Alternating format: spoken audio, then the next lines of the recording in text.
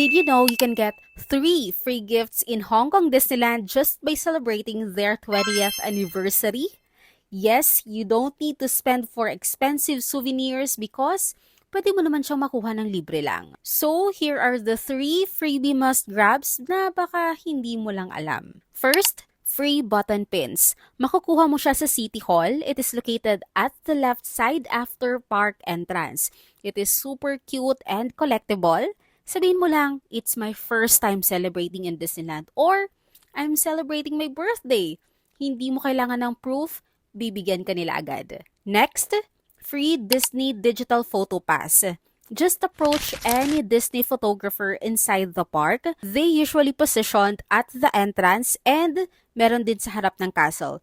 Have your photos taken, then they will give you this QR code where you can download the photos in your Disney app.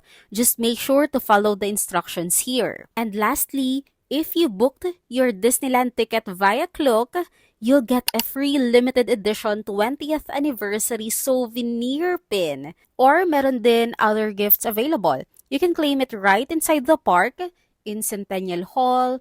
Choose your design and show your Klook voucher upon checkout sa counter. And don't forget to use my additional discount code in Klook. It's KlookGG para may 5% discount ka pa in all of your Klook bookings. GG Agoda naman for 10% discount in Agoda Hotels and Adulting Engineer for activities. So there you go, di na kailangan gumastos ng extra just to get a bit of Disney magic. Kasi pwede mo naman makuha for free. Kaya don't forget to ask or claim this when you visit cause minsan, the best souvenirs are the ones you didn't pay for. So, may nakalimutan pa ba ako? Let me know naman sa comments.